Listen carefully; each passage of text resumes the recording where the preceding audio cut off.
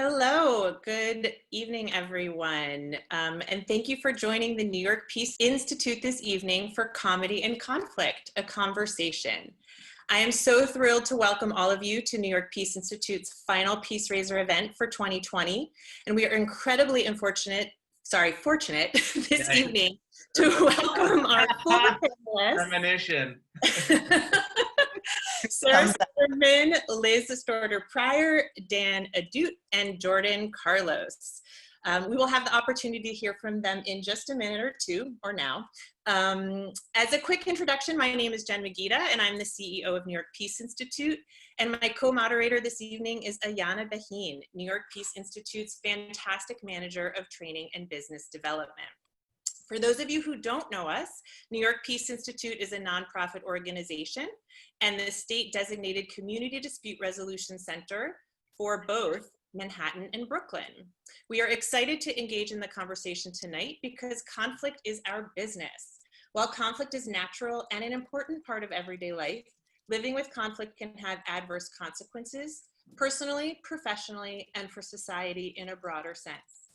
That's where we come in. New York Peace Institute helps thousands of people each year through our wide range of mediation programs, both in court and in the court system, and out of the court system. We also provide restorative justice programs to help both individuals and groups heal from incidents of harm, provide an alternative to the criminal justice system, and to help reimagine school and community culture. We have a widely recognized training institute through which we train and certify mediators, and we also train about 300 New York police officers every year to use mediation skills as they de-escalate conflict in the community, which sadly today is more relevant than ever. The current health pandemic is scary and has given rise to increased conflict and stress, which we are eagerly working to address. Families are dealing with new living and working situations. New York Peace Institute is helping them to mediate disagreements. New Yorkers can't pay their rent. We are working with the City of New York to implement a new program to mediate amended lease agreements. Communities are struggling with no outlet or place to address concerns. And the injustices in our country are becoming increasingly more visible instead of better. We are providing virtual talking circles to allow opportunities to vent, reflect, and to be part of a larger community. New York Peace Institute's PeaceRaiser, a fun cocktail party, and our biggest fundraising event was scheduled for the 30th of April. In light of COVID-19, we had to cancel the party, and we were disappointed at the missed opportunity to celebrate the work of our tremendous staff, volunteer mediators, and partners. So we modified the plan, and here we are today. PeaceRaiser2020 is now an online fundraiser and a series of virtual events through which we can highlight the amazing work of New York Peace Institute and engage in interesting conversation. And maybe we can even have some much needed laughs along the way. So I welcome you today. If you'd like to know more about New York Peace Institute and our wide range of services, please check out our website and our other social media platforms. And of course, we would love your support for our fundraising campaign.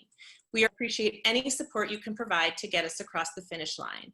As you can imagine, we are facing government funding cuts and limited resources, but our services are needed now more than ever. So thank you so much for being here with us this evening.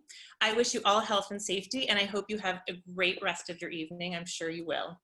And so without further ado, I'm going to turn it over to Ayana to introduce our panelists. Can I just say, so far, this has been hilarious. You're welcome. That's even funnier. Thanks, Dan. So thank you, everybody. My name's Ayana Baheen, and yes, I'm the manager of training and business development. I'm happy to join our CEO, Jen, and welcoming you to our third online PeaceRaiser 2020. We hope we're going to have a fun and informative conversation about conflict and comedy, where and how they intersect. And that's not to take away from what's happening outside of our doors and in our communities, but for this next hour and 15 minutes, we really want to try to have fun. So after a bit of housekeeping, we'll hear from our panelists directly. I'm sure you can't wait, neither can I. So welcome Sarah Silverman, a well-known and respected comedian and actress. Most recently, Sarah served as the host of the critically acclaimed series I Love You, America, which streamed on Hulu and earned nominations for Emmy and Writers Guild Awards. You might also know her from her films Battle of the Sexes, School of Rock, Wreck-It Ralph movies. So thank you and welcome, Sarah. Welcome, Jordan. Jordan Carlos, a stand-up comedian, performer, and writer. You might know Jordan from his work on The Nightly Show with Larry Wilmore, Divorce on HBO, First Wives Clubs on BET. He also appears in the current season of Black Mirror on Netflix and co-hosts the podcast Adulting with Michelle Buteau. Thank you, Jordan.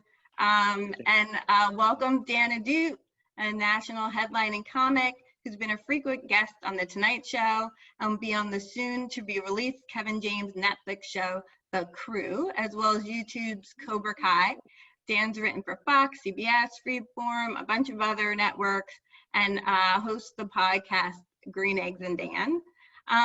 So thank you, Dan. And it is getting funny. Welcome, Professor Liz Stordeur Pryor. Liz is a professor of history at Smith College, the author of the award-winning article, The Etymology of the N-Word, Resistance, Language, and the Politics of Freedom in Antebellum North. Her TED Talk posted in March was called Why It's So Hard to Talk About the N-Word, has over 1 million views already. So thank you all for joining us for this conversation tonight as we delve into how conflict influences humor in our work and our personal lives. So tonight, Jen and I are gonna ask some questions of our panelists, and as we get closer to the end, we'll have time for questions from you, our audience. Put them in the Q&A box at the bottom of your screen, not the chat. All right, let's get started with the funny. So we're here to talk about conflict and comedy. Let's start by asking, in which ways you use humor to respond to or to incite conflict. And we'll start with you, Sarah, if that's okay. Oh, I wish we were starting with that. I don't have a good question. How do I don't really,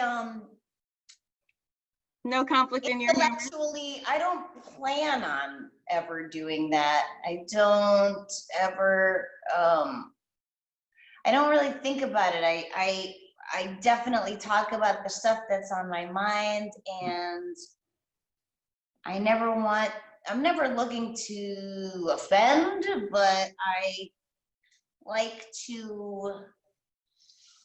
I think about like the scorpion and the frog, that story? Sure. The scorpion, the frog, the scorpion goes, hey, I'll give you am I telling this right? The scorpion goes, I'll give you a ride across No, the frog. The scorpion goes to the frog. The frog is the swimming animal. Oh my God. This will all be edited out. It'll be incredible.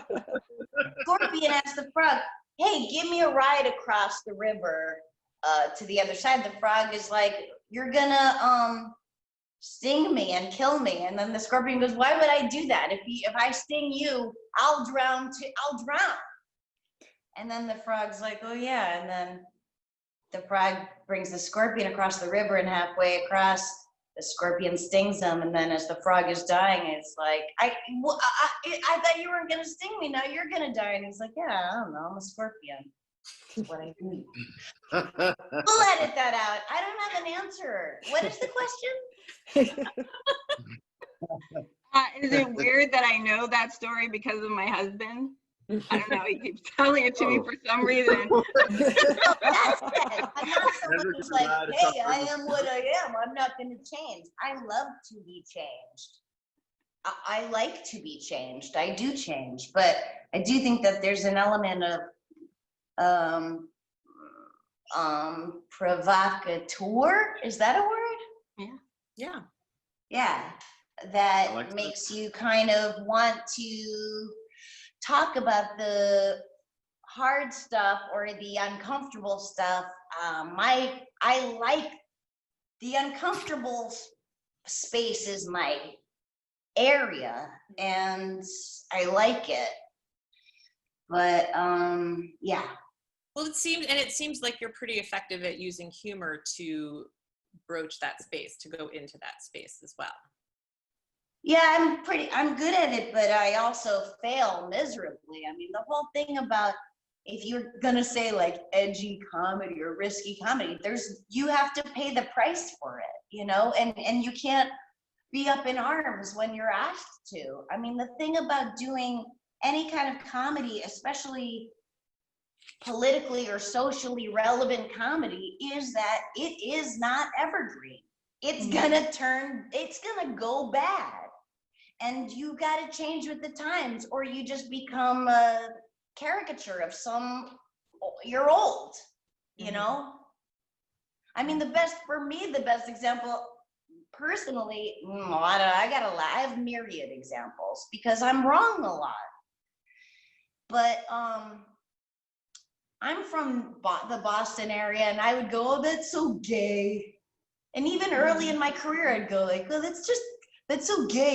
But I'll go like, I have gay friends. I just say gay because I'm from Boston and that's just what we say. And while defending myself, I was like, oh, I'm the guy who's like, I say colored. I have colored friends. You know, it's just like, if you're not willing to change with the times, to listen to people, especially younger people, they're always right, you know, and it made me excited about changing. And I also think that there should be, for all sorts of people, a path to redemption. Because I see people get canceled, or this culture of being canceled, and I don't not partake in it. But I think that without us seeing some path to redemption, then people are just going to go where the love is, which is like hate groups and shit, you know? If they don't see any way to be changed, then they won't be changed. And as we draw lines in the sand, we should ask ourselves, honestly, do I hope for this person to be changed? Or would I rather just be right and be able to point to them as wrong? And I just see it as not progressive. You know, I mean, there's a difference. I'm gonna stop talking, but obviously I see a big difference between the liars and the lied to. And the lied to, I have compassion for, because we don't have the same baseline truths right now. Zip. Yeah. So that was a lot of different things. I feel like we could probably break some of that down and see what Dan and Jordan and Liz think about some piece of, no, that's awesome. I mean, it's a complicated question, you know, put simply, but there's lots of different layers to it. Cancel culture, you know, saying things that are controversial, kind of to shake people outside of their comfort zones, being defensive, especially when you're a younger comedian or just a younger human being, and you kind of feel like you're right before you're ready to, you know, start. That's a human feeling, that, right? That when you're wrong or someone points out to you that you're wrong, I think as a human, your knee-jerk reaction is like, fuck you, you know? Yeah. And it takes compassion. It takes, if you can take a beat and try to take your ego out of it, you know.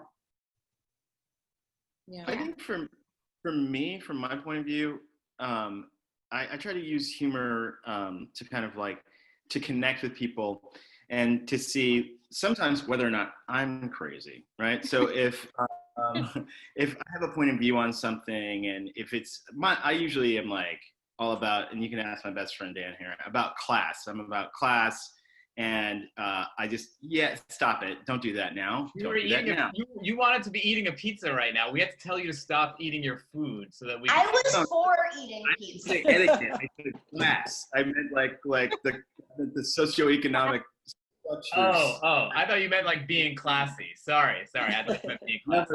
That. You know, I'm not about that at all. But the thing, I know I've got like pizza bones that are begging me to eat them. But what I'm trying to say is, if I see something wrong, I like to joke about, or what I see is wrong, I want to joke about it. You know, like for instance, I remember one of the first jokes I ever made was about brunch, and how like people in New York like to eat brunch outside, but also at the same time have this like cognitive dissonance about the homeless that are also like, you know, that are outside as well. And so like we like pretend not to see them, and they'll come up to us and be like, brother, can I get $1? And I'm like, can you just smell like piss over there, please?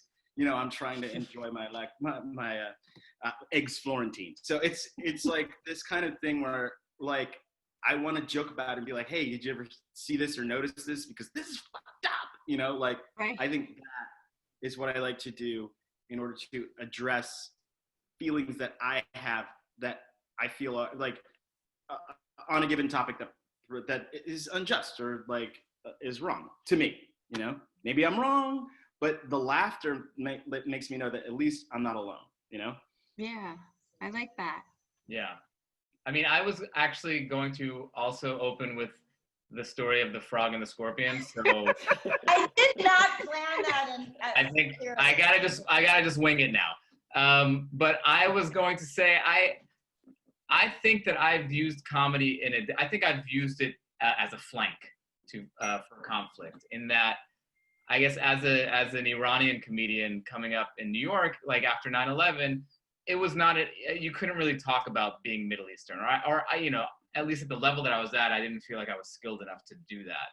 So my skill was to just be funny and have a lot of people, you know, instead of knocking them on the head with my ethnicity and this and that, it was like someone who's funny, who's Iranian, that you didn't expect to just make you laugh and be a friendly person or whatnot, is way more effective, I think, than just yelling at people like, treat us like we're normal people. Like, I think flanking it with comedy has been a way more effective way for me. Because like a lot of times when I was touring, I was the first Iranian person that people met. I was the first Jewish person that people met. And I think that when you can make someone laugh, it's very hard to have them hate you. Mm-hmm. That's so interesting. I feel like all three of us have probably grown up this way.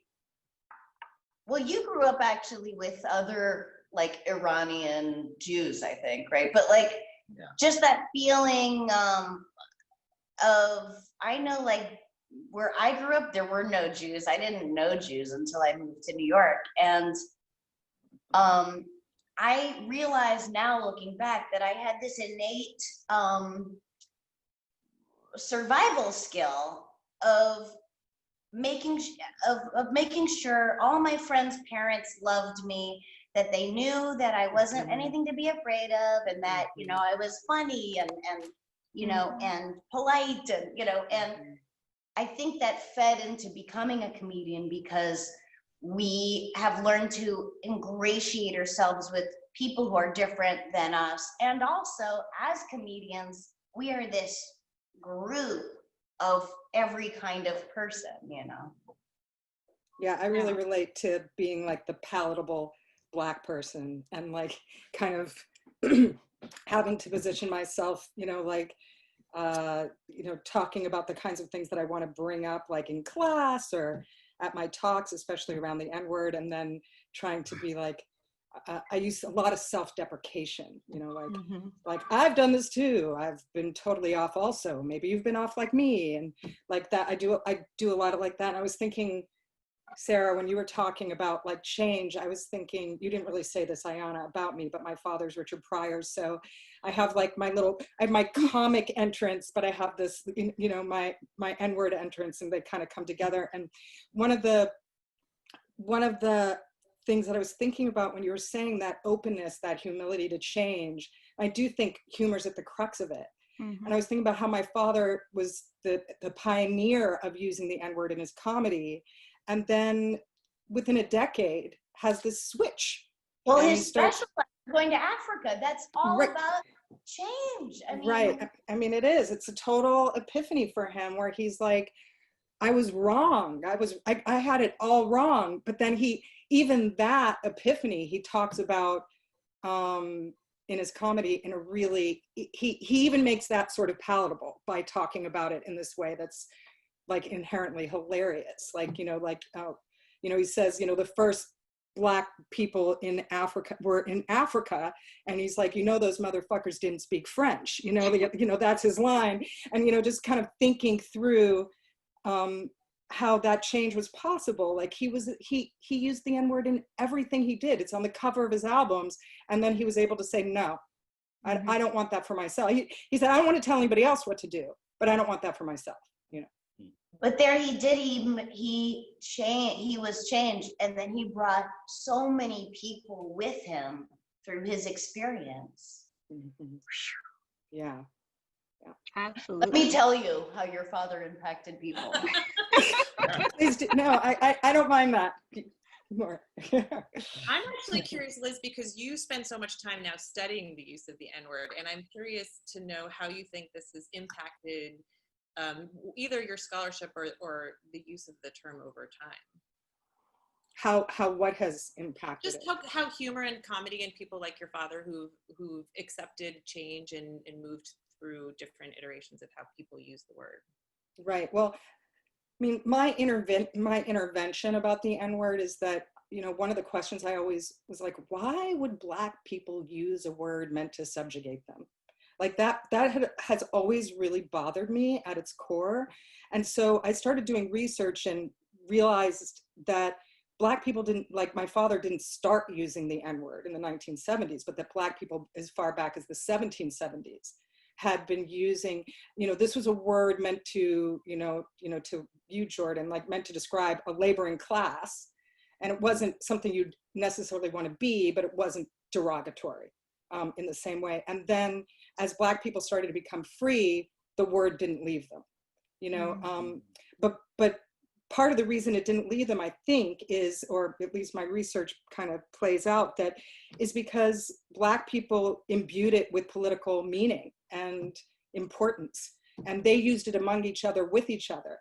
And when minstrel performers in like the 1830s went to mock Blackness, they made that use of the N-word sort of the center of their mockery.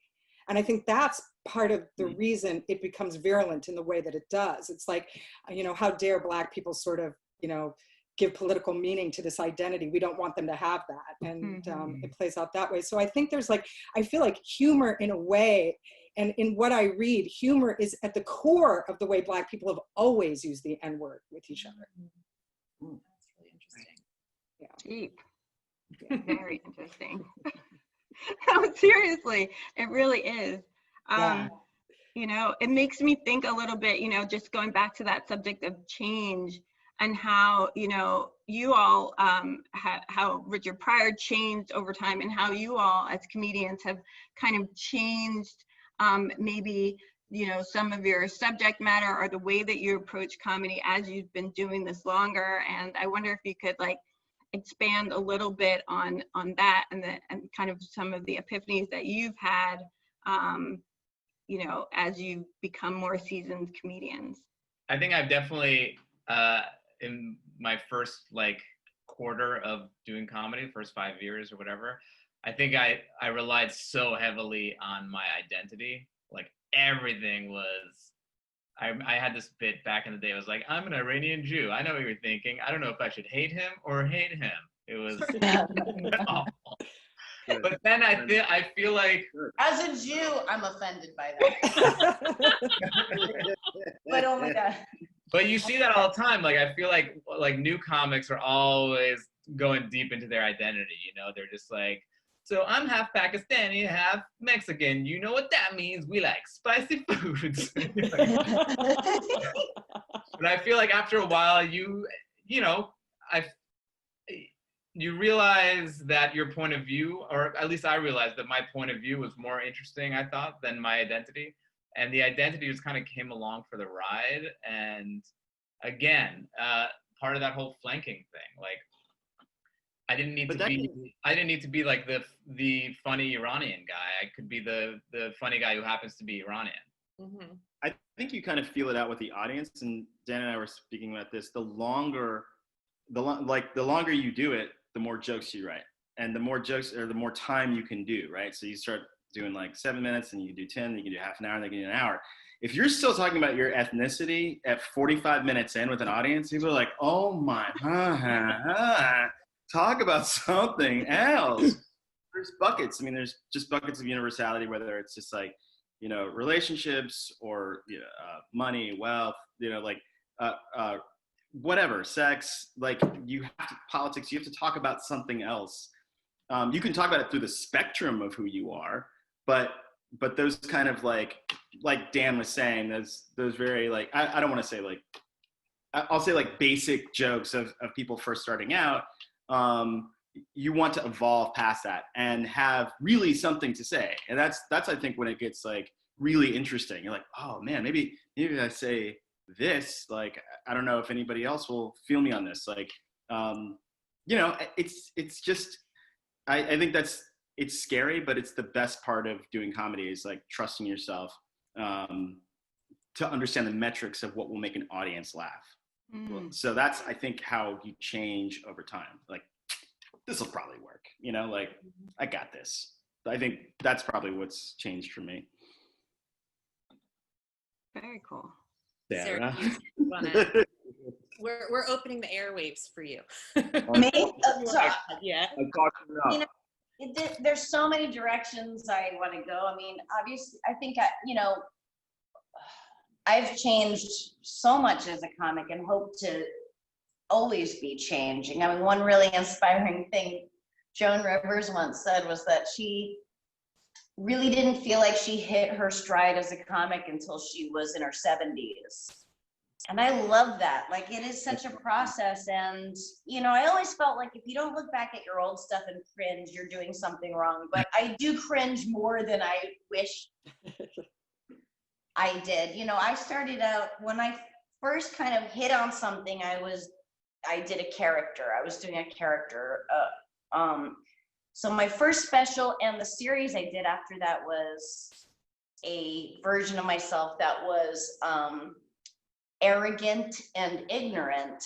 And I said kind of the opposite of how I felt. And my hope was that to use a math term, the kind of like absolute power transcended. And I did so much material, I mean, that does not hold up, to say the least, that I would never do now, that has, you know, when I say comedy is an evergreen, I think we change, but, you know, I think comics get embarrassed to call what they do art, but what art is that the meaning of it changes over time as the world changes, and it becomes an honest representation of where we were as a society and where we were as people. So, I mean, I did so much racial material. I was obsessed about racism. And so I was racist. And on the Sarah Silverman program, I did a whole episode where I wear blackface. So the episode is, it actually 30 Rock did it like a year later, but where Alex Desire and I say it's harder to be Jewish and he says it's hard to be black, and we switch. And so I'm wearing just the most racist blackface, and it's, looking back, it's beyond ironic because in the show I was playing this arrogant, ignorant woman who, you know, with the misguided idea that she could illuminate racism by being racist. And then, you know, the great irony was I was an arrogant, ignorant woman who thought she could illuminate racism by being racist. So, you know, that plus the idea that episode of television had to go through so many filters beyond my own. That's not me sharing the blame, but it's such a testament to the time that not only did we, you know, was there not representation on camera, but behind the camera, you know, to be like, none of those filters went. I wonder if this is a bad idea. And to be honest, if anyone did, I probably would have fought it, unless that person was of color, and you know what I mean. So and they weren't. Right. So I I think every Yeah, company I've needs. been wildly changed. I mean, because it years later, social media started right around then, because I remember I signed up for Twitter for fans, like everyone on the show. And, but it wasn't until, I always knew there was racism in the world,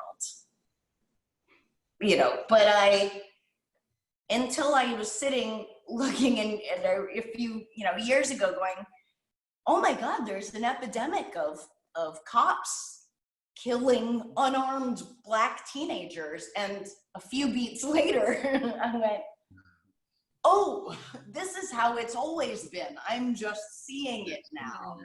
And it was just like this massive and shame-filled moment of change for me. Yeah. Jordan, were you going to add something to that?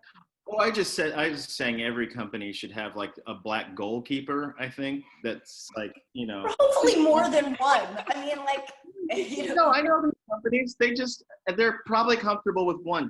It doesn't even have, it can just be a consultant that just comes in, doesn't have to be in the office, just sees the idea and it's like, thumbs down, just don't do that, and then that's like, we heard from Kamal. Kamal says we shouldn't do that, so we're not doing it, and it's totally, it's fine. But don't we get it wrong too? Because I remember when the Confederate statues were going down, people were pulling down the Confederate statues, and I was like, how will people know if racism existed if these Confederate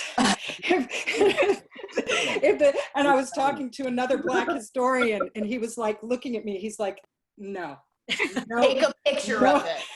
No, I'm not talking. And I think that's the thing that's kind of scary, is like, you have that one Black person, and sometimes and I've been that one Black person, and sometimes we get it wrong, so it seems like the change has to kind of come a little bit bigger, but it would be nice if we started with one. We started with one, right? Yeah, just one guy comes in, in and out. That's actually, we're kind of touching on what was one of our other questions, which was, how do you draw the line between, using humor to incite conflict and have productive dialogue, and using humor that could potentially lead to a controversy or some other kind of racism or other issue that becomes a societal problem. And so I'll throw out that it's trial and error.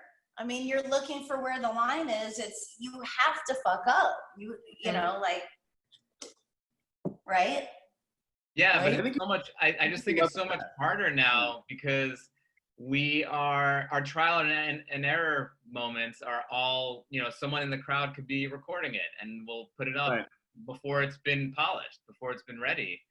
So I feel like it's, especially for comics like you, Sarah, that are always kind of towing the line, it must be a lot more difficult now to go out with a topic like that, because it might not be, sometimes it's too racist. You got to bring back the race, you got to bring it back. And like, I think Chris Rock said there's no way that he could have done his first special because there was so much racist like material that, the first draft of it, that he dialed it back, and it would have been impossible to workshop that material because someone would have put him on blast for having said something. So I do think that that's a huge negative that in our industry, at least, is that game of trying to find where that line is has become a lot more dangerous. Well, that's why, people who kindly go, the reason why that's kind of fucked up is blah, blah, blah, blah, blah. I'm not saying that's always easy to do. But again, I just think when people are given a chance to learn, and it's not anyone's job to educate anyone else, but it's a mitzvah to be willing to, certainly. I mean, a lot of how I've learned things has been from pushback or from people. I mean, listen, I remember after the Women's March, feeling, like, oh, wow, empowerment, blah, blah, blah, blah. And then I started seeing white feminism, hashtag white feminism. And my first knee-jerk reaction was that, fuck you, like, God, you're ruining this moment. And then thinking, oh, Jews were on the front line. You know, I remember I said to my sister Jodine, you know, Jews were on the front lines of the Civil War, the Civil Rights March, blah, blah, blah. And my sister We were goes, not, Civil War II, probably. no, we were the medics in the Civil War. I man. go, Hey. the front lines of civil rights marches, and my sister goes, yeah, maybe we should have been in like the third row. And then that like blew my mind, you know. And then I told that story to my friend Liz Winstead, and she goes, yeah, that's white feminist. Like, you know, sometimes being a feminist is like setting up the coffee in the chairs and raising up women of color to speak who have been doing this a lot longer than since January 20th of 2016, you know? So it was, I learned. I do think that we're very fortunate though, because we're one of the last places, or the last kind of mediums that you can be like a public intellectual, like, and lots of people will key into what you're saying. They're just like, they really want to learn from you. Like, it's crazy. You can be the court of last resort when you're a comedian. I mean, you know, there's no shade on Joe Rogan, but Joe Rogan is basically like a community college at this point. Like, people just dial into his podcasts and they're just like, I've learned a lot from Joe Rogan. You know, like they just like really long, really stoned TED Talks. Yes.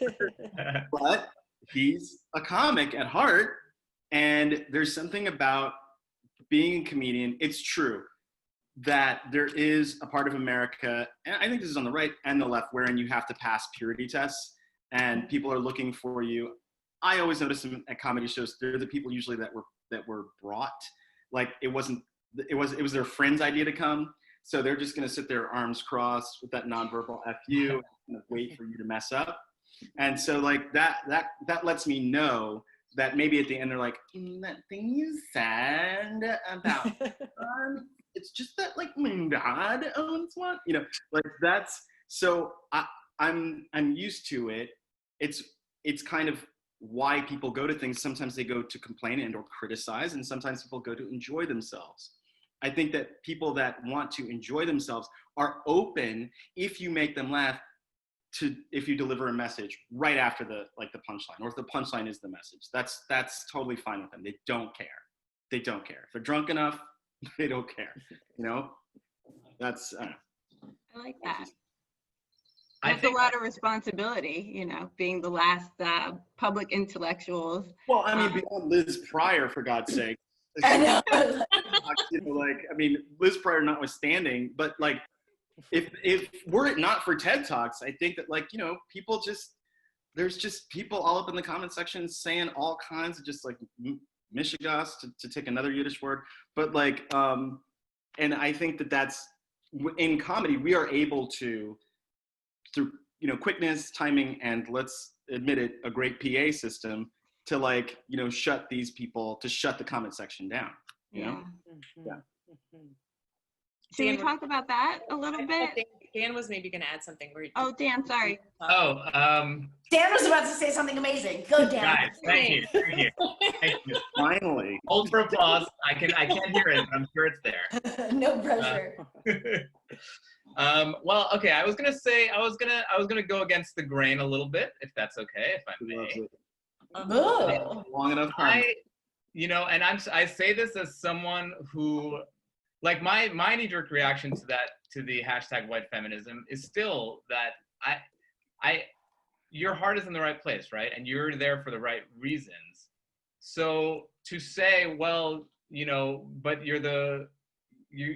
because of your genetic makeup or because you're white, then your voice should be in a certain place in that rung, it bothers me. And I think it's because we're comics. And okay, as someone who benefits from diversity hiring, I think diversity hiring in comedy is, I don't like it. I'm very anti it. And the reason is because I feel like the thing I love about comedy is that it is a meritocracy. And if you're the funniest person, you will get the laughs. No one has ever been to a comedy club and been like, oh, that person's Hispanic, so I'm not gonna laugh as much. No way. Like, I think that laughter is so you can't help but someone's good or someone's not good. So I feel like it gets a little muddy in that. And whenever I actually go on interviews for writers' rooms, I say, don't hire me as a diversity comic. Hire me if you think that. Don't hire me as a diversity hire. I'll be as good of a writer as everyone else in there. And if you need to, check off your box, you can check off your box, but don't hire me because you need a brown person in the room. And I just think, yeah, so that's. To that, I would say that I do appreciate, and of course, as a comedian, I appreciate what you're saying. Some of the funniest people I know are some of the brokest people I know. So I hear what you're saying, but from a kind of like corporation, once that art meets commerce, it does not gel, because the people that I think are hilarious and murder, for some reason aren't being, as far as like them getting a writing gig or like, like this and that and the other, or like a development deal. It doesn't exactly happen. But it's not all the time, but I do notice a preponderance of it happening. And I have a hard time squaring that, because I feel like you're right in that instance. But there's a big difference between the small room and the big room. If you're good in the big room, that's something. People like people of color on a stage. They love to see us on a stage. It's hard for them to see us within a small room, in a conference room, unless it's our show.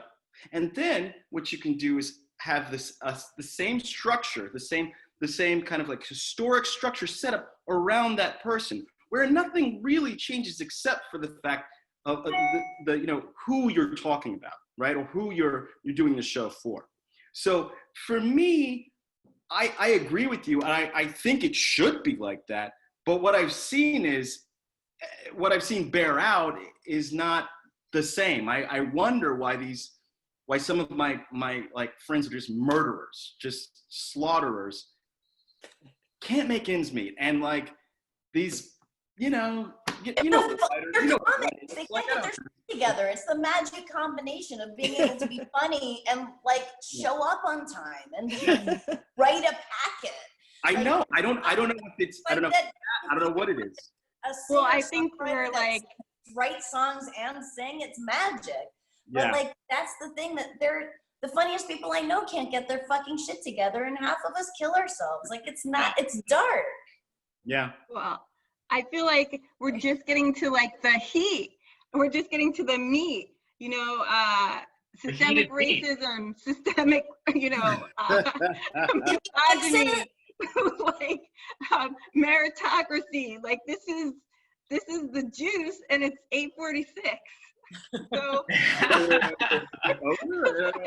we're not going to be able to like go all the way deep in there, even though I can feel that this is such Let's get in there like swimmer the time that we have.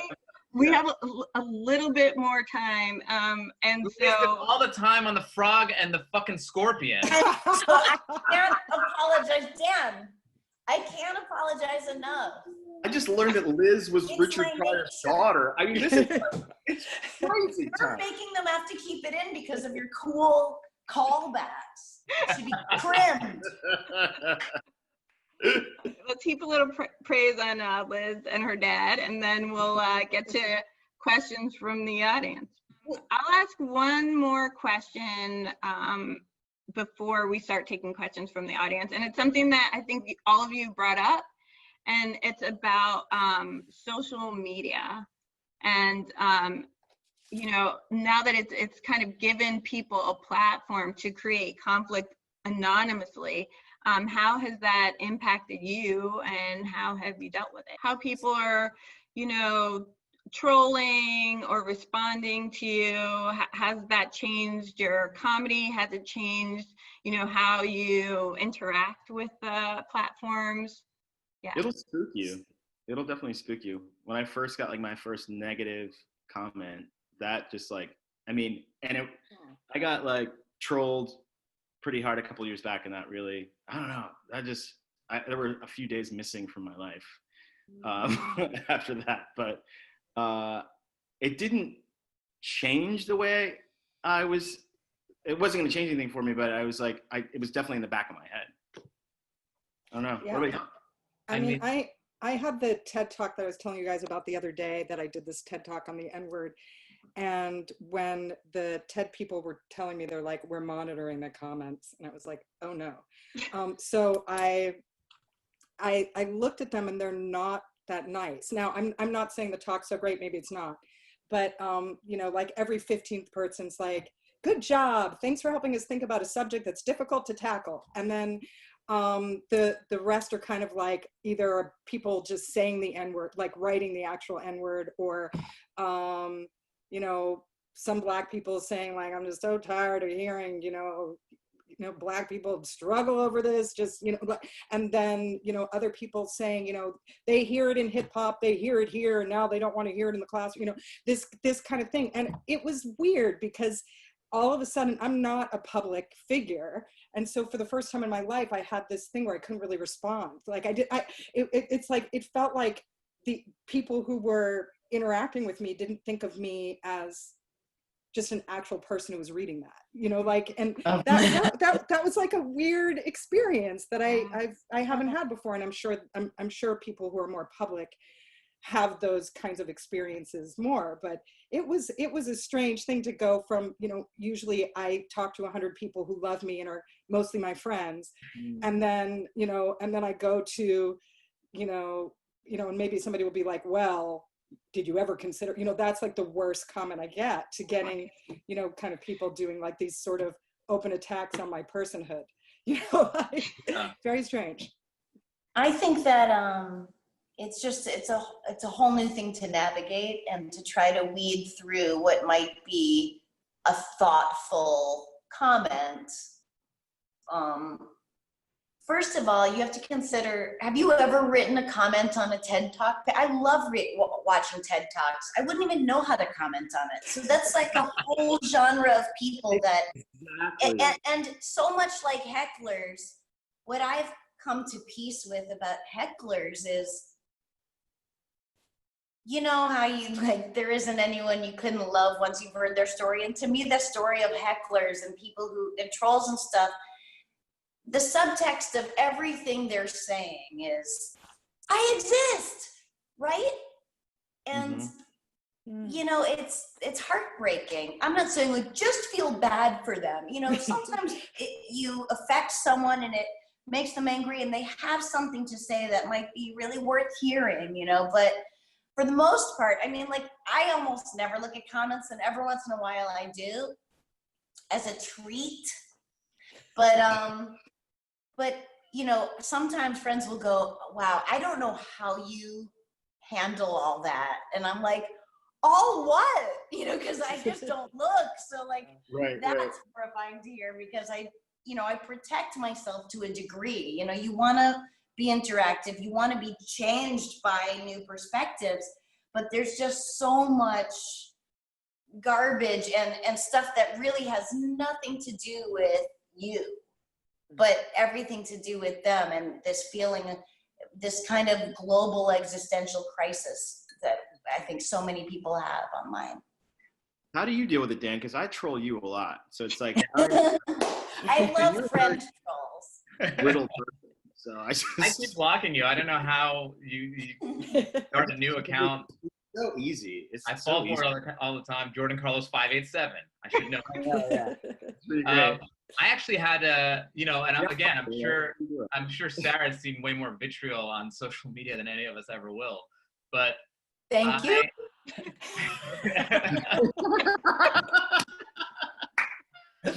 I had, so last Easter I posted something and it was a dumb tweet, and it was like as a Jew or something, I'm confused why, or as a Jew and a grammar nerd, I'm confused why he is risen and not he has risen. And like, I don't know if that got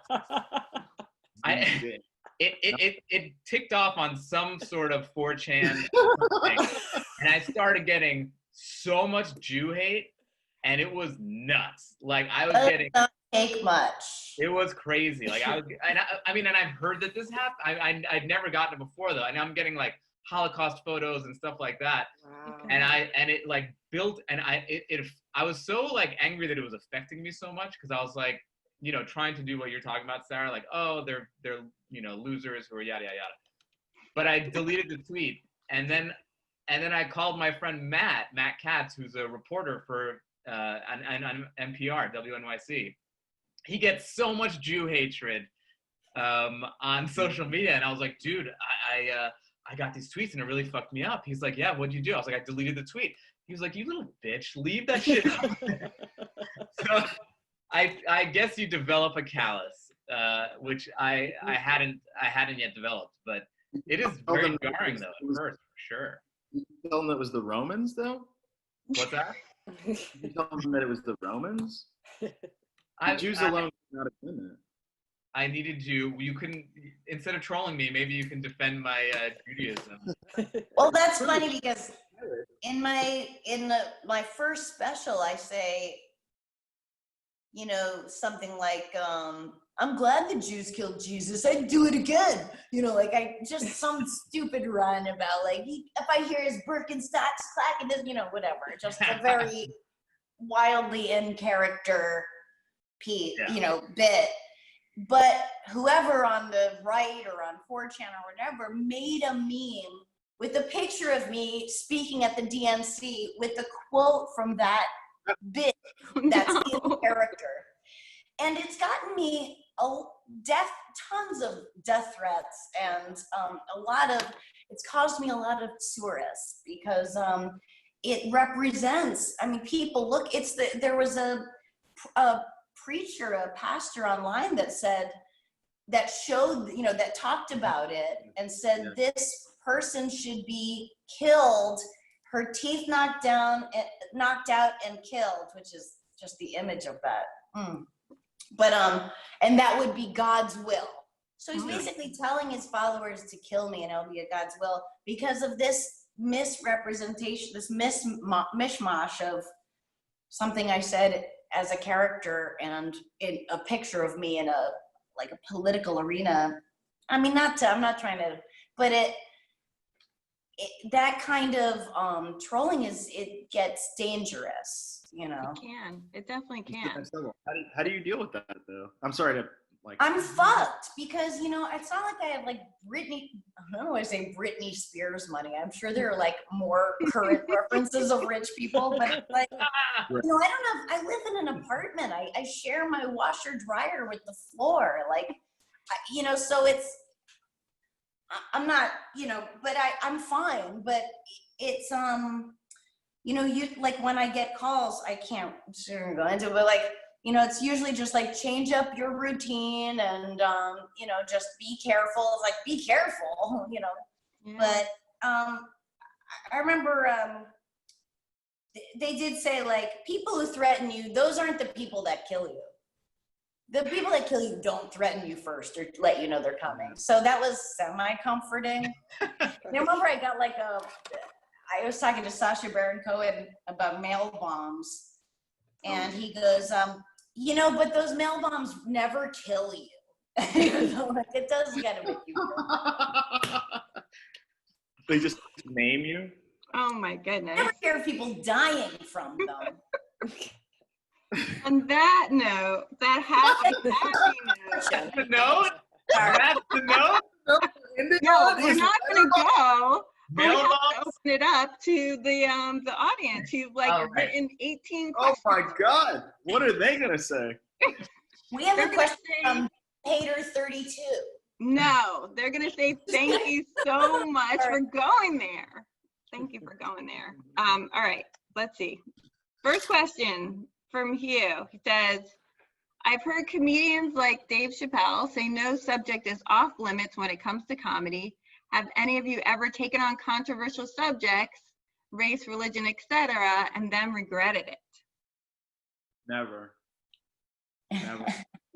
Never. That's real. No, I do a joke about rats and how rats, you know, rats can choose to, they can in sex, they can abort. Like female rat can choose whether or not to fertilize her eggs during sex, which is just amazing, right? So then I was like, I was like, oh, by the way, at the end of the show, I was like, by the way, rats are now illegal in Alabama.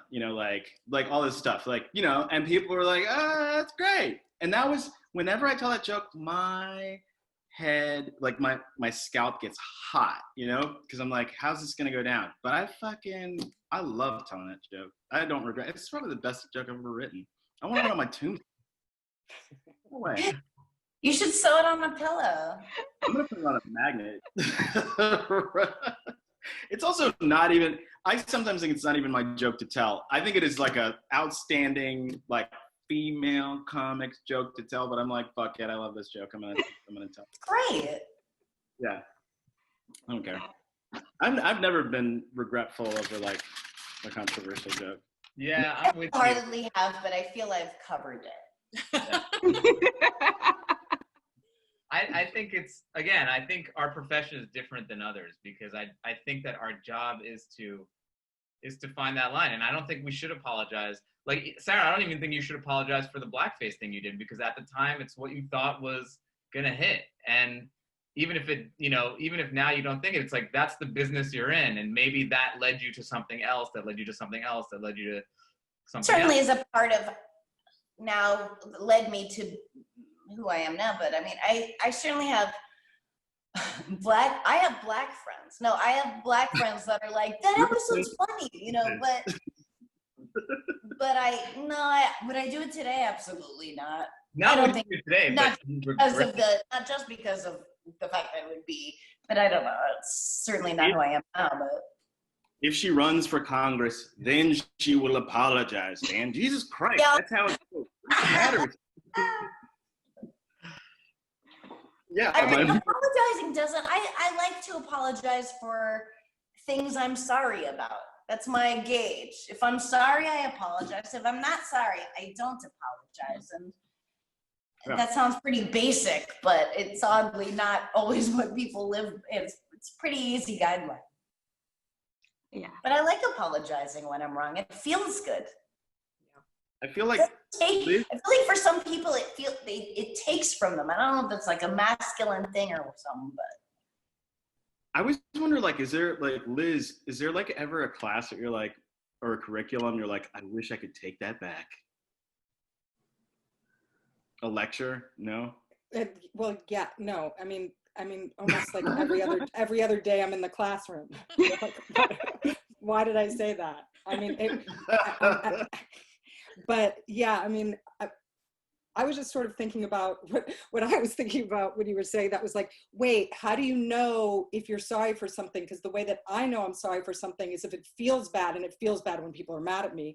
So then how do you actually know if you're actually sorry or if you're not sorry? Like, how do you get that clarity about whether you meant it and fuck them, or feel it in your uterus? In your youth. Someone asked a question which is kind of along the same lines. Lisa Jones asked, can we use comedy to help us get through this pandemic? Which I think is an interesting question because it's such a heavy, tragic time, but can we use comedy to get through it? Of course. That's, I mean, the most oppressive, darkest times, the best comedy. I kind of have no pandemic. I'll say Jordan did a stand-up show last night, a pandemic stand-up show, and I was impressed at all the pandemic material, and it was really funny, and people, you could see the crowd, and they were really enjoying it. I mean, Thank you. Oh, supportive friends. I'm gonna give this T-shirt back. No, fuck. yeah, I did the T-shirt back. No, I think that the most important part is that in ways, this is kind of and I hate to be ghoulish, but it is a gift in ways, because comics are always looking for the universal. So this is a very universal thing that we are all going through. Yeah. One of my favorites is, I think I was just riffing or something like that, and I was talking about like hand washing, and how when you hand wash, you're like, oh, I know all the spots where COVID doesn't know that I know it's hiding, and these motherfuckers gonna be dead, but I know, oh, look at that, I know that, and I know that, And people are like, oh yes, I'm also going through this. You know, they can relate to it. Yeah. Someone had the best joke on Twitter, and you should just look up the joke on Twitter to see who said it, or maybe you guys know, because I don't remember, but it was so funny. Just somebody pointed out, like, everyone on Earth now has the cleanest hands they've ever had and the filthiest assholes they've ever had. I just thought that was amazing. So I will say, I had a tweet that was early on during the pandemic, and it was about, I was living with my parents, so I was recording, we were watching Homeland, and there was a sex scene. Yeah, there was a sex scene, and so I was watching with my parents, and then like it was this awkward moment of like, we're in quarantine, I have to watch this fucking sex scene with my parents sitting right next to me, and that thing has 8 million views right now, and I think that so if there's ever a moment that like people are just grasping to look at something to be like, oh my god, I can relate, or I'm going through a similar thing, or, yeah, totally. I mean, there's like members of Parliament of South Africa retweeting that thing. It's like Bollywood stars. It's bizarro. Because everybody feels it. Everybody feels it. You're like, this is like going through a world war. People, they feel it. Yeah. Yeah. We can laugh our way through I mean, I don't know if it's like going through a world war. I'm sitting at home, like watching Masterclass and learning how to drink wine correctly. Okay, this is like going through a world war in Portugal or Switzerland or Mexico. Yeah. Just got it out, all right? And fine. Casablanca. Yeah. It feels like Geneva in 1943. Oh, man. How am I going to get through these questions? We have so many questions. I don't know that we're going to have time to get to them all, but no, because you guys are too funny. All right. You've mentioned as comics, your point of view is way more important / interesting than your identity. Have you ever had projects where you've had to go against or silence a bit of your own individual standards because the creator or producer wanted you to put a certain comedic personality, or a project where you had to kind of, go against your personal beliefs? You know? Right. Yeah, I'm going to take that one because I think she's responding to something that I said. And I will tell you, my first acting job is one of my most embarrassing, where I just completely sold myself out. It was on a Disney show, and I played a character named Falafel Phil. And it was as racist as you can imagine it. I had a pet goat, Sarah. The pet goat cooked in the falafel shop. He was a chef. It was just really kind of gut-wrenching in that way. But I mean, I don't know. I mean, it's like I had this moment of like I need a job. I need to move up in the ranks, and I don't necessarily regret it because it got me better at acting multicam, and I kept getting those jobs and whatnot. But and I sold a TV show based on it, so it's like yes, even times when I'm like, based on the conflict, not the falafel film. Yeah. Sorry, no, there's a spin-off, yeah. So I mean, my God. Yes, I think I definitely I definitely was faced with selling out and not selling out, and I sold out, and it's yeah. But Dan, that said, if like Dan Natterman got the role of Falafel Phil, you'd be like, why the fuck does Dan Natterman? I'm actually Iranian. I would love to see Dan Natterman as Falafel Phil. Hello, children. You want to buy some falafel? Dan Natterman, Dan Ahdoot's here. Sorry, guys. That's just for the three of us. No one knows. Yeah. Well, also Falafel Phil got us out of like a police situation too. So that's true. Yeah, so that's true. I ended up taking a picture for the cop because this kid was a fan. Ayana came with her children to Falafel Phil's set. Look, I've gone to cancer hospitals and put smiles on kids' faces. So yes, maybe it's worth it just for that. Those kids love that character. Oh, they love it. They're like, that's what Middle Eastern people are. Thank you. I know. I've indoctrinated these poor kids. So early. Can't be talked out of it. Can't be No. talked out of it. All right, I'm going to get in one more question, or maybe we have time for two more. But from your perspective as comics, when or how do you decide to wade into an area for comedy? Is it based on what you think will resonate, or is there anything that you'd consider off limits? That's a good question. That's a really good question. I personally never think of topic first. Like, gee, I should have stuff about this. I never do. I wish I did. I should be smart to, but I always just go with like, was that funny? Oh, I'm gonna write that down. You know what I mean? Like, so I don't. I just let it, if I feel something about it, then it usually takes me to a hot button issue. Like I've always noticed the way people talk about black bears in suburbia is the way they talk about black people in suburbia. They're always like, they're all over the place. One was in my driveway. Tried to date my daughter, you know, like. Wait, how what? How black what? Black in suburbia, people talk about black bears the way they talk about black people. I'm sorry. They're just I'm so like, sorry. I made you repeat that premise. the people in the back. No, but they're like, one tried to matriculate into the schools, you know. I swear to God, people are always talking about black bears like that.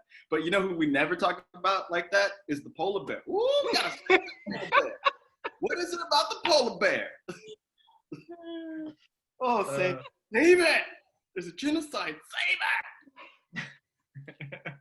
Oh, you got an OMG. Jordan, you got an OMG from the chat.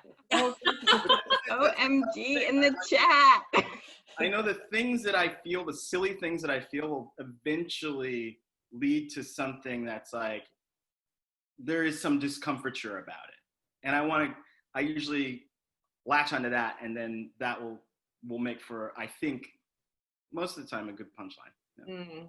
Yeah. I like hook onto things and I can't let go. Like if something bothers me, or if I can't get my head around it, it makes me crazy, and I rant about it for so many days that it becomes its own thing, you know. But I probably drive a lot of friends crazy. Yeah, I drive my wife crazy with stuff. That's always fun. I feel like I also like, I don't know. I feel like I went through this period where I felt so much pressure to have like profound comedy. Like I think it was like, I don't know, after like watching, I don't know, maybe Chappelle specials where I was like, man, I need to get to the meaning of life in my stand-up. But then like, I kind of gravitated, like, I also just love being like goofy stuff just for the sake of being goofy. I don't think it always needs to fucking have a message and a this and a that. Like I have a bit about spin class. It's like my favorite fucking bit. And so I don't know. I think there is a lot of pressure for comics to be profound all the time. Like I think it's also like I love like Benny Hill and like, you know, like Carol Burnett and like shows like that. So I think it's okay to just have, I think it doesn't always, I feel like comics, we feel a lot of pressure to always be profound. I just don't feel like we I think it's a misjudgment on what comics do. Usually what happens is you'll get like maybe one joke of yours gets put on and does well, and so people expect that every one of your jokes is like that, and they'll sometimes be befuddled by like maybe you said something, you know, your other jokes were just kind of like silly, you know. So I think what like social media does is it sets up an expectation that everything you say will be as like profound. Yeah, but you're this. Yeah. This. But that's what can fuck comics up in their head, because you want to please. That's the germ of like, that's the fucked up thing about us that makes us comedians. Right. But then the ironic counterpoint to that is that comedy absolutely dies in the second guessing of what your audience wants to see. You know? Yeah. Absolutely. Well, I'm sorry to say the last question I'm going to share is actually not a question, but someone wrote in that they wish that there was a laugh button so everyone could hear the laughter from all of the participants, which was is really lovely and wonderful, I think, at this time, because you provided laughter to all of us in a moment where we probably all could use it. So I want to, I'm sad to say that we're running out of time, but I want to no, yeah, I'm busy too. No, we gotta get out of here. Most of you, I figured you all have to leave and you probably can't even stay for the last 2 minutes, but I hope you will, because we're so very grateful to all of you for participating and engaging in such interesting dialogue and comedy with all of us.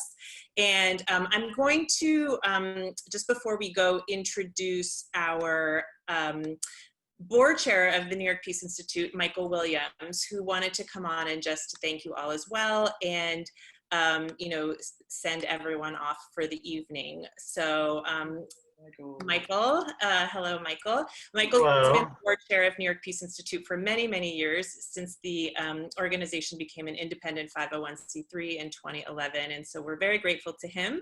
And so I'm going to turn it over to you now, Michael, to send Thank you, Jen. Thank you, everyone. This has been an amazing panel. I should enter a room all the time this way, because I definitely won't trip.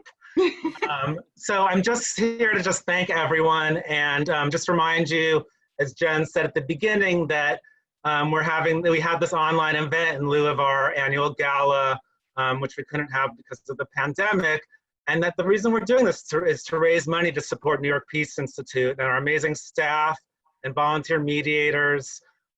So I just want everyone to really think about supporting our organization further. Thank you to those who have already made a donation. And if you could make a donation today or tomorrow or now, that would be awesome. We really need your support.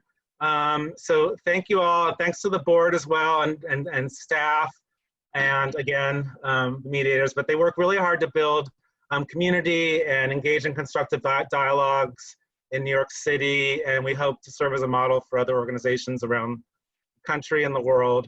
So thank you. Thank you so much. See you later. I was dreading it, but it was really fun. We're so glad. Thanks, See you Sarah. later. Bye-bye. Thanks, Liz. Thanks, Dan. Guys, you can follow me at StandUpDan on my Instagram and Twitter. And listen to my podcast, Green Eggs and Dan. It's the #1 food podcast in America. We interview celebrities through their fridges. Phil Rosenthal is going to be on this season. Padma Lakshmi is going to be on this season. It's going to be great. Anyone else? Yeah, I follow Dan. I mean, you can find me on Twitter at StandUpDan. You can find me on Twitter at Jordan Carlos. And I'm on Instagram as the realer Jordan Carlos. And I still have Dan's t-shirt and I will not give it back. I got nothing, but absolutely nobody watches me when I do a live broadcast every night, 6 p.m. Eastern on Twitch of me playing Call of Duty World War II, and it's my passion, and it bothers me that people aren't watching. You mentioned the scorpion and the frog? You can see the scorpion and the frog analogy, hopefully nowhere ever again. We'll be there. All right, thank you.